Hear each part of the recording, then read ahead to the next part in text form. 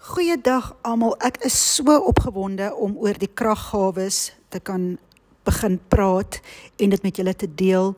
En die kraggawes is vir my so 'n hoogtepunt wanneer ek deel is daarvan, wanneer ek die krag van God sien werk, wanneer ek in amazement staan oor dit wat die Here doen deur sy krag en die manifestasie van sy krag.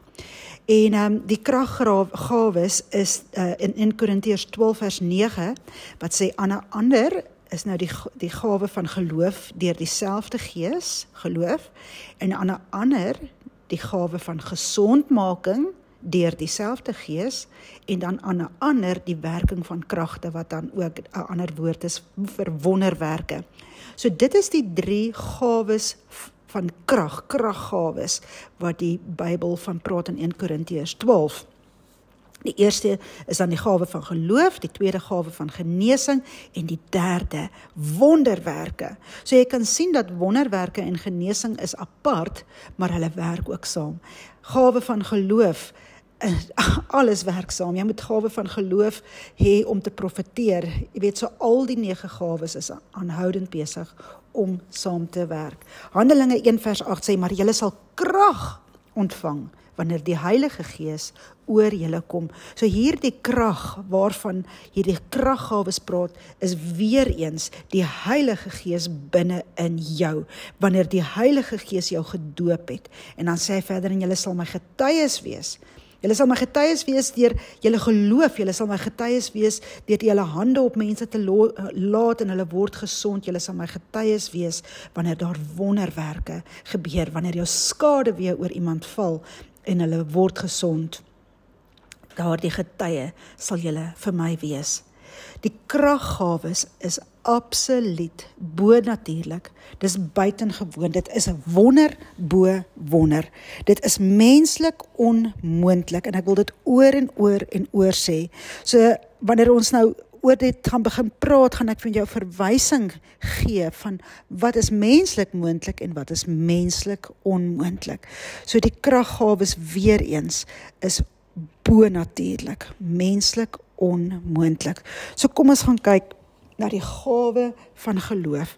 Die gawe van geloof is nie hierdie persoonlike, uitsonderlike karaktertrek van moed en durf nie. Maar is 'n manifestasie van God se Gees, wat jou 'n bonatuurlike durf gee, moed gee om iets te doen, wat jy miskien nie noodwendig enige tyd sal doen nie, maar daar kom net die Gees van God staan op in jou, en hy wil die onmoontlike op daardie oomblik doen. Daar is verskillende dimensies van geloof, en jy kan gaan lees in Efesiërs 2 vers 8, is die reddende geloof, om geloof te hê dat Jesus vir jou gesterf het aan die kruis. Net die Heilige Gees kan jou oortuig daarvan. Die teologie gaan jou nie oortuig daarvan nie, want daar is te veel teologie, daar is te veel godsdienste, so teologie gaan jou nie oortuig daarvan dat 'n mens aan 'n kruis kan sterf en al jou sondes van jou kan wegvat nie. Dan in Jakobus 5 vers 15 praat dit van die gebed van die geloof, en dan sê hy, gaan en vat olie, salf die persoon met olie, en bid vir hom die gebed van geloof. Dan is daar ook die werke van geloof, om te doen wat jy glo, en te doen wat Jesus doen. Die werke van geloof is om in jou roeping te stap, en werklik te werk in jou roeping, en te sê, dit is my roeping, en ek het geloof dat dit alles sal uitwerk. Die Here sal voorsien hoe ook al hy moet. Die gawe van geloof is dan net 'n ander dimensie van geloof. Dit is nie natuurlik, dit is die gawe van die Heilige Gees. Dis God se geloof binne in jou. Dis die geloof van Jesus Christus binne in jou, wat net in 'n ander dimensie manifesteer. Geloof deur die Heilige Gees. Dis wanneer jy gedrenk is met die gedagtes, die moed en die durf van die Heilige Gees. Jy is bekragtig deur die Heilige Gees in 'n oomblik om 'n groter mate van geloof te hê op daardie oomblik. En soms is dit vir daai oomblik, en dan gebeur wat jy moet gebeur, en dan die volgende keer wanneer jy dieselfde ding wil doen, gebeur dit nie, want want die gawe van die geloof was vir daai spesifieke insident gewees. Dit maak absoluut geen sin in die natuurlike nie, absoluut geen sin nie. Het werk saam met die ander gawes, en dan hierdie gawe van geloof, dit kan nie gestop word nie, dit kan nie beïnvloed word nie, dit kan nie geskit word nie, dit kan nie omkap nie, dit kan nie afgekap word nie, dit is die Christus geloof in jou wat so sterk staan, en net uit jou uitvloei, en jy maak hierdie verskil. Handelinge 6 vers 5 en vers 8 sê, en wat hulle gesê het die hele vergadering behaag, en hulle het Stefanus gekies. Nou hoor net hierso. Stefanus, 'n man vol van geloof en van die Heilige Gees. 'n ander paar manne word ook gelys, en dan kom jy daar by vers 8, en dan sê dit weer, en Stefanus, vol van genade en krag, het groot wonders en tekens onder die volk gedoen. So al 3 kraggawes het gemanifesteer in Stefanus, 'n man vol van geloof van die Heilige Gees, 'n man vol van genade, 'n man vol van krag. Hier het jy Stefanus, en hy word in hierdie woorde beskryf, 'n man vol van geloof en vol van die Heilige Gees, vol van genade, en hy's vol van krag. Wat 'n beskrywing. Daar is, kom ons noem 'n naam, Jolien, 'n vrou vol van krag, vol van geloof, vol van genade, vol van die Heilige Gees. Daar is Fritz, 'n man vol van geloof, vol van die Heilige Gees, vol van genade, vol van krag. Want jy kan nie in hierdie kraggawes bedien en vloei, wanneer daar nie 'n geloof binne in jou is nie, wanneer die gawe van geloof nie iets in jou binnekant laat opkom het nie. Maria het geloof gehad, dat Jesus water in wyn kon verander. Wat se ma dink dit? Maar daar was die geloof van Christus self, dat hierdie was iemand anders self.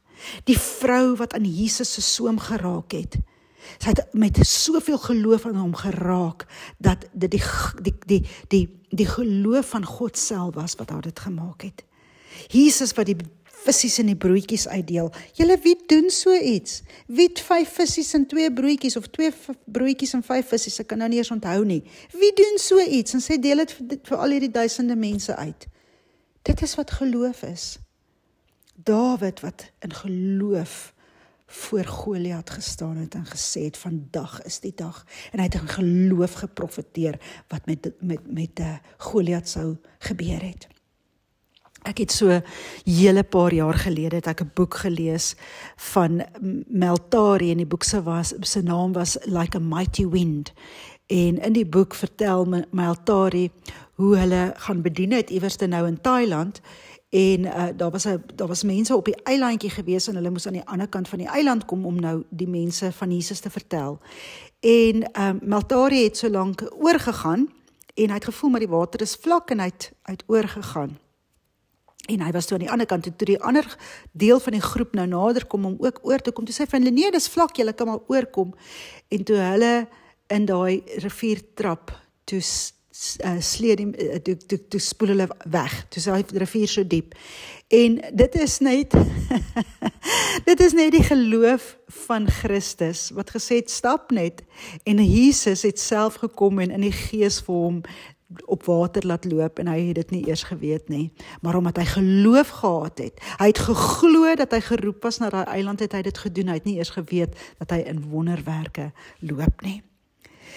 En dit bring ons by die volgende ene, is die werking van kragte of wonderwerking. Oor wat sê Paulus hier, so dit is 1 Korintiërs 2 vers 4 en 5 dink ek, ekskuus, ek het dit nou nie in die boek nie.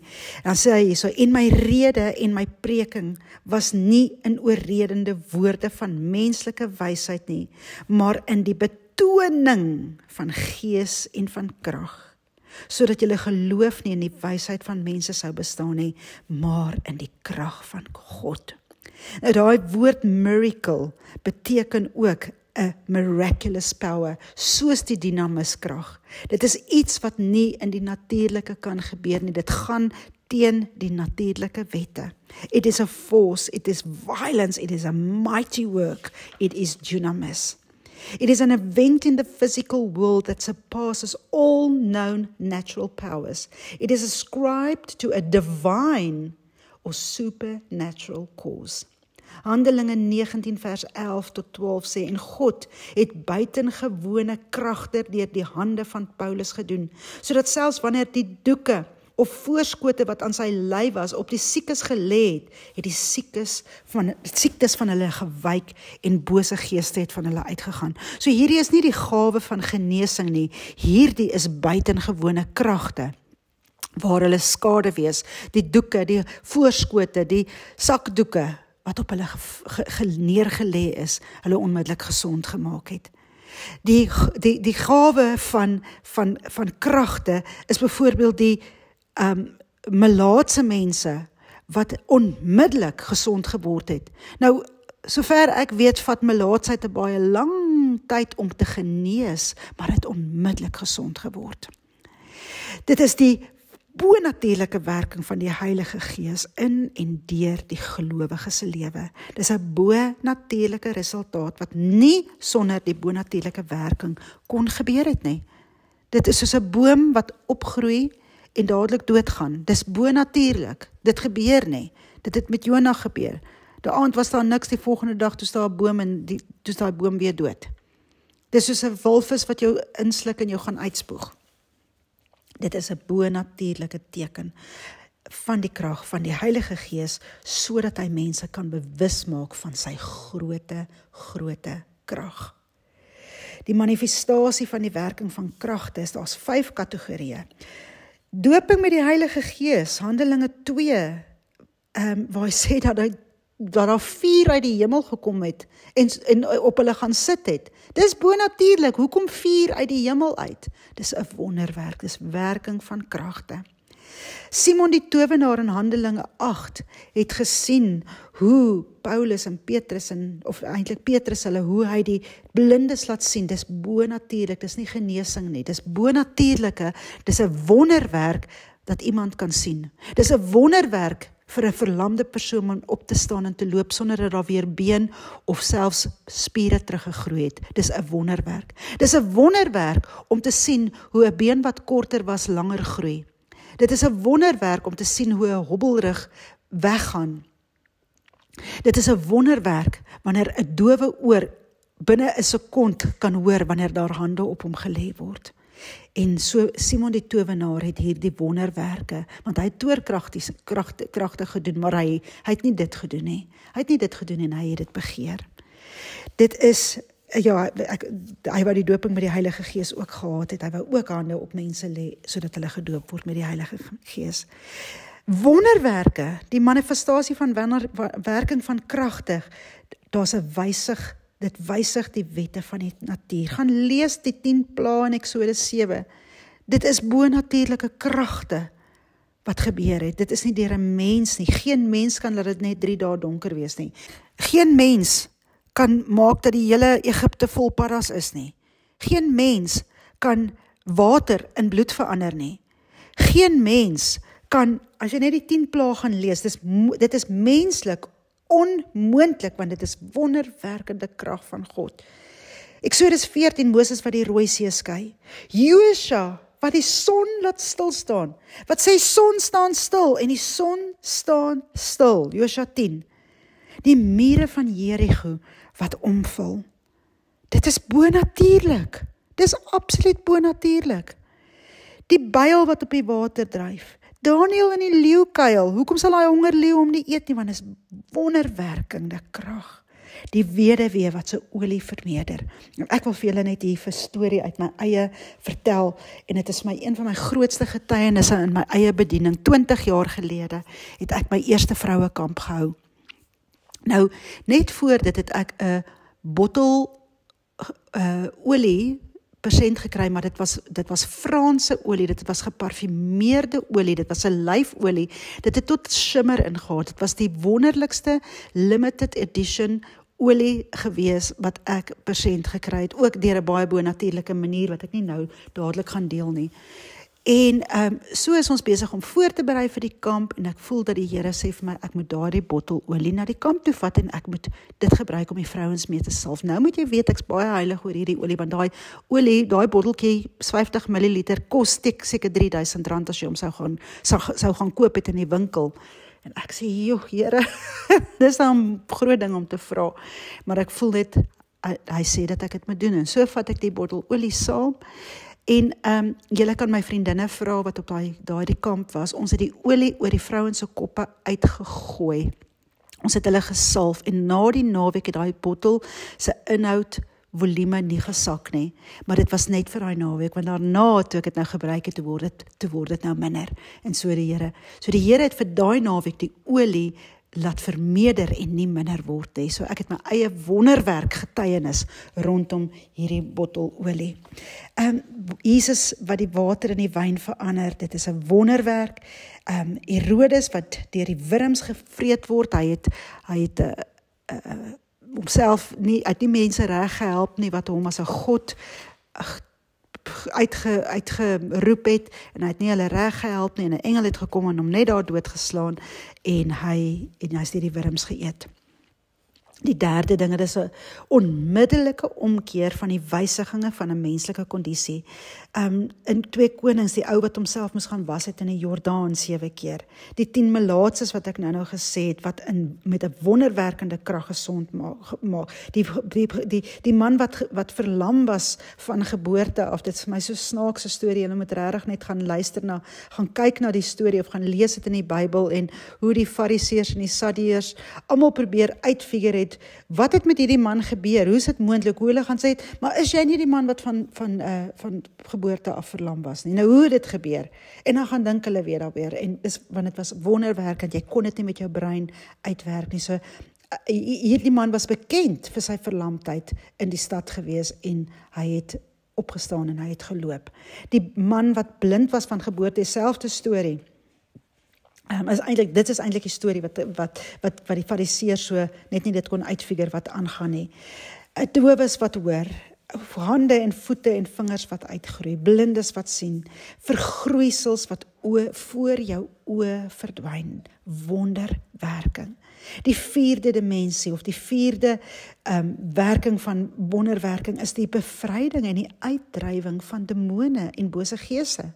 Lukas 11 vers 14, om geestelike ander gees weg te dryf. 'n Mens kan dit nie doen nie, jy kan net in 'n geestelike dimensie dit doen. Dis 'n wonderwerk, hierdie stom man wat gepraat het. In Handelinge 8, dan lees ons van Filip in Samaria, en dan sê hy, en baie onrein geeste het die mense verlaat op een slag. Dit is 'n wonderwerk. Mense wat net besit was deur demoniese geeste, wat deur die gees van God bevry is. En dan in Handelinge 16, waar Paulus eers 'n onderskeiding van gees het, en dan vanuit die onderskeiding van gees uit, die duiwel uitdryf, die waarsêersgees in haar uitdryf, en haar laat bevry. Die volgende ene, die opwek van die dode. Julle, dit is 'n wonderwerk. Dit is 'n absolute wonderwerk. Elia en die kind in 1 Konings 17. Jesus wat vir Lazarus opgewek het. Jesus wat Jairus se dogtertjie gaan opwek het. Petrus wat vir Tabitha uit die doodheid opgewek het. En dan in Handelinge 20 kan jy die storie gaan lees van hierdie jong man wat geluister het na Paulus se lering en aan die slaap geraak het in die venster, en toe val hy uit die venster en hy's dood. En Paulus het net opgestaan en hy het hom net uit die dode opgewek en hy het weer verder gepreek. Dit is 'n wonderwerk. Dit is 'n wonderwerk. En ek onthou toe ek baie jonk was, en ja, miskien jonk en dom, ek weet nie, ek het net tot die Here gekom, het ek 'n vriendinnetjie gehad, en ons was so aan die brand en so vurig vir die Here, en mag dit nog steeds so wees in my lewe wanneer ek dit sê. En ek onthou daai dag, een van ons werkers se baba dogtertjie is oorlede, en ons is nou, ek het daar gebel en ek het haar gesê, ons gaan vandag lijkhuis toe ry, en ons gaan vir hierdie klein dogtertjie bid, sodat sy uit die dode uit kan opstaan. En ons het die heel dag gebid, ons het regtig die heel dag gebid, en sy het nou nie uit die dode opgestaan nie. Maar ek sal nooit vergeet dat iemand my gebel het, wat nie geweet het ek het gegaan nie. En die persoon het my woord gegee daai dag, 'n woord van kennis en gesê, die Here het vir hulle gewys dat ek iets in baie groot geloof gaan doen het daai dag, en dat hy dit raak gesien het, en dat hy dit eer, en dat hy die geloof wat ek ingesit het waardeer. Jy weet, so daar die gawe van geloof wat in my opgewek is daardie dag. So, hierdie is die 5 kraggawes van wonderwerke wat ek nou genoem het en hoe hulle dan werk. Die volgende ene is dan die kraggawe van genesing of gesondmaking. En die kraggawe van gesondmaking sal jy dan nou sien die woord, daar's die Hebreëse woord wat sê Rafa, en Geha, en dan die Griekse woord wat beteken sozo en therapia. So gered, genees en bevry is in die sozo, en dan therapia is om genees te word, om verlig te word. Rafa, Jehovah Rafa, to restore, to repair, om te herstel, reg te maak en te genees en te bevry, is die ander woord. So ons moet onthou dat ons bron van genesing is Jehovah Rafa. Dit is God wat gesond maak, die God van genesing.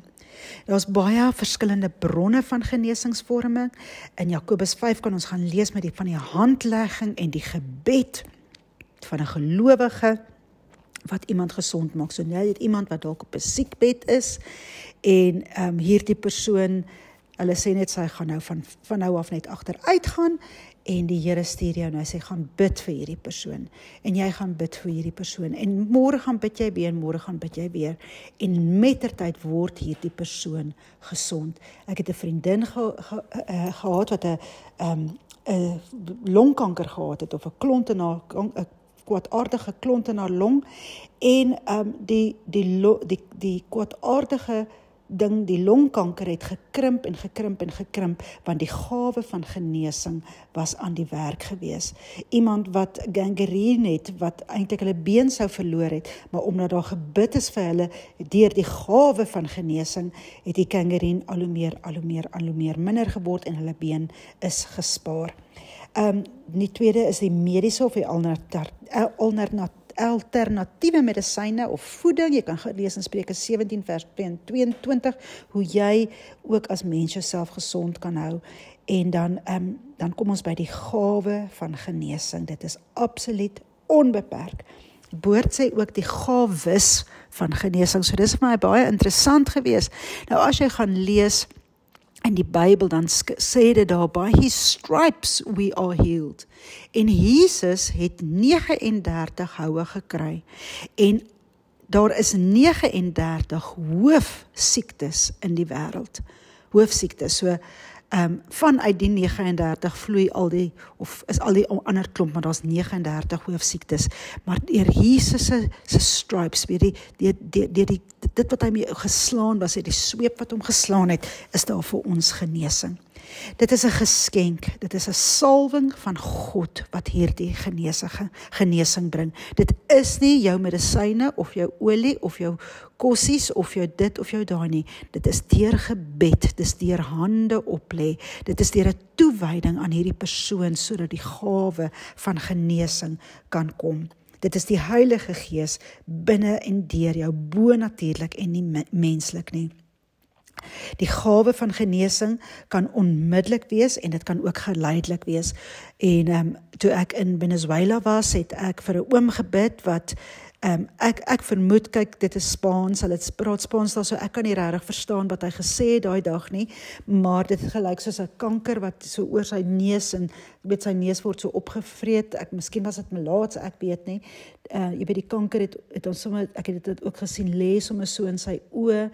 En ek het vir hom begin bid, en ek het op daai oomblik het ek gevoel hoe die krag van God deur my liggaam gaan en na my hande gaan. My hande was vuurwarm gewees, en soos wat my hande op hom gelê het op daai siekte, het ek ervaar hoe selfs dit daar begin warm word. Die trane het oor die oom se oë begin, sy wange begin rol, en ek het gesien hoe dit genees en later die aand hoe dit soveel verder weer genees het. En so dit kan geleidelik wees en dit kan ook 'n onmiddellike effek hê, hierdie gawe van genesing.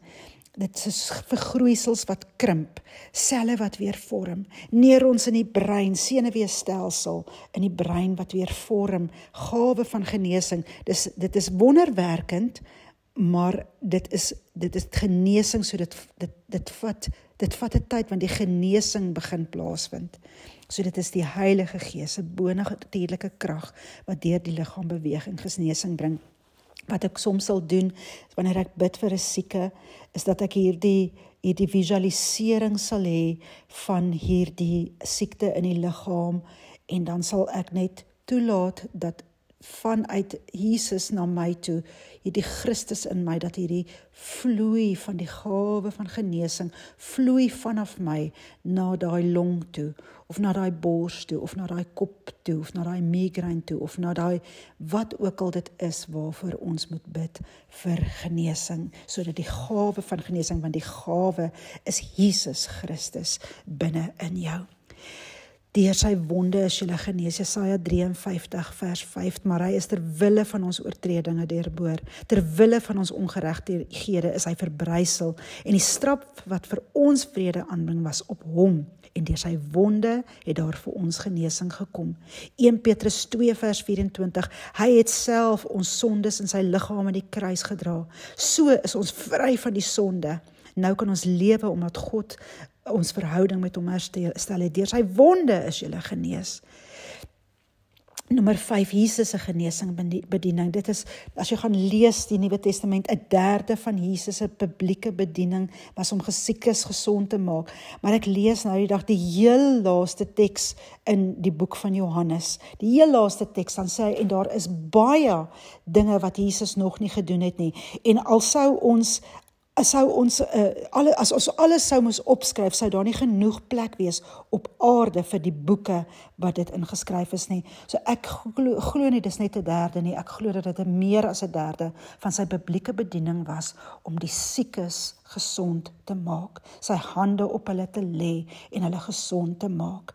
'n vriend van ons vertel vir ons 'n droom wat sy vrou gehad het, en sy sê, hulle is by die kliniek, en sy droom, hulle sit daar en die mense is siek, en Jesus is ook daar, en dan sê sy vir Jesus, kan jy hierdie persoon gesond maak? En sê Jesus, ja, is reg, ek gaan, en dan maak hy die persoon gesond nou van wat ook al die persoon, en so, maar elke keer as hy gevra het Jesus dit gedoen, en dit is ons rol. Dit is ons rol om dit te doen, om vir Jesus te vra, Jesus, genees hierdie persoon. Nie te wonder nie, want Jesus wil, hy's gretig om dit te doen. My broer wat 'n evangelis was, toe sy seentjie klein was, ek kan nou nie die hele agtergrond van die storie onthou nie, maar hulle het gegaan na 'n plek toe, ek weet nie of hulle bedien het, of dit in 'n restaurant, of by 'n kuier, 'n braai, of wat ook al was nie, en iemand was siek gewees, en sy klein seentjie was klein, ou Timothy, hy was nog so 3 of 4 jaar oud omtrent gewees, en nou is hy al 'n man, seker nou al uit die skool uit is, en hy het vir die man gevra, are you sick?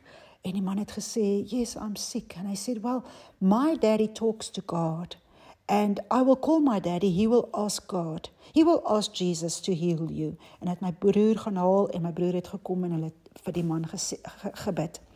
En ja, so, dit is so belangrik dat ons sal weet, dat ons Jesus moet vra. Ek onthou, ek het een oggend wakker geword, miskien het ek dit in die vorige lesings vertel, en Jesus, die Here wat het vir my gesê, vandag gaan ons kliniek toe, en ons gaan vir die mense by die kliniek bid vir hulle siektes. Ons gaan jou gawe van genesing gaan ons vandag laat strek, jou gawe van geloof, en so te gaan, maar ek dink ek het vir julle die storie vertel van wat daardie dag gebeur het. Lukas 4 vers 40, almal wat siek was met verskeie siektes, daar is vir hulle hande opgelê en hulle is genees. En as jy gaan kyk in die Bybel, Jesus het nie een persoon ooit weggewys wat hom genader het nie. Die enigste plek waar daar min wonders en tekens was in Jesus se eie tuisdorp, want die Bybel sê 'n profeet word nie in sy eie dorpie geken nie en geëer nie. So moenie verbaas wees wanneer jy in jou eie dorpie is en daar gebeur nie veel rondom wonders en tekens, maar die mense het aan jou gewoond geraak en hulle het nodig om dit van iemand anders te ontvang, jy weet, van Christus te ontvang, alhoewel dieselfde Christus in hulle is, maar dis dishonoring, dis 'n oneer, as gevolg van oneer, en ek wil vir jou sê vandag, moenie mense oneer nie, moenie hulle oneerbiedig behandel nie, eer die gawe wat binne in hulle is, al ken jy hulle van kind af, eer die gawe wat binne hulle is, want jy kan jou eie wonderwerk by jou laat verbygaan. Daar's mense in daai dorpie van Jesus wat gesond kon geword het, wat uit die dode uit kon opgestaan het, maar omdat hulle Jesus nie geëer het nie, omdat hy van sy tuisdorp is, het hulle dit gemis. Markus 16 skryf Jesus, dit was sy laaste woorde voordat hy opgevaar het hemel toe, en hy sê daar, gaan julle. In die Engels dan sê hy, go ye. En daar was so 'n vrou, 'n predikantsvrou wat ek ken, en sy het so diep stem, en kyk sy jou so, dan sê sy, there is power in go ye. En dis waarop het neerkom. Partykeer moet jy uit jou eie gemaksone uitkom, gaan na 'n plek toe, want daar's iemand wat gewoond geraak het aan iemand anderste, maar hulle het nodig om die krag van God te sien. Hulle het nodig dat jy moet go ye, sodat jy hulle kan gaan aanraak met die gawe van genesing en wonderwerke en geloof. Dit was die krag van God wat deur Jesus gewerk het om genesing te bring. Markus 5 vers 24 het Jesus gesê, ek voel die krag wat uit my uitgegaan het. Iemand met groot geloof het my nou aangeraak, en die geloof, genesing en wonderwerkende gawe het op dieselfde oomblik gewerk daarso. Lukas 5 vers 17, die krag van God was teenwoordig in die hele plek. Sal jy daar gaan lees en die genesings wat daar plaasgevind het. Dit is die Heilige Gees deur gewone mense wat werk. Paulus, Handelinge 28, die Malta-koors daar op die eiland, die kaptein of die chief van die eiland, sy pa of ma was siek gewees, en hy het vir hom gebid, en hy het genees geword, en daarna het die hele res van die eiland met al hulle siektes gekom. Hulle is gelei na Jesus toe, hulle het tot bekering gekom, en hulle is gesond gemaak. Petrus, Handelinge 5, vers 15 tot 16, die siekes wat in die straat gelê het, en as hy verby hulle geloop het, het hulle genesing ontvang. Markus 16 vers 18, wat ek gesê het, Jesus, sy finale opdrag was, voordat hy opgegaan het, hemel toe, is gaan, lê julle hande op die siekes, gaan dryf demone uit, gaan werk in die kraggawes. So, ek wil vir jou so motiveer, en ek wil jou so aanspoor, gaan vandag, gaan môre, gaan hoompie toe, gaan koffieshop toe, gaan kliniek toe, gaan na 'n plek toe, en gaan raak mense aan met die gawes van krag. Gaan wys die krag van God. Die krag van God is wat die werke van die vyand nul en void maak. Mense is banger vir sangomas en toordokters as wat hulle die vrees van die Here het. Die vrees van die Here is die begin van wysheid. As jy geloof kort, dan bid jy en sê, Here, strek my geloof. Strek my geloof. Hoe kan ek vandag my geloof meer maak? Hoe kan ek my geloof meer maak? Step out. Probeer op water loop.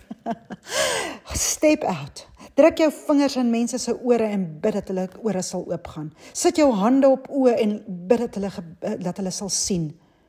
Step out in die gawe van geloof, in die gawe van genesing, en die gawe van wonderwerke.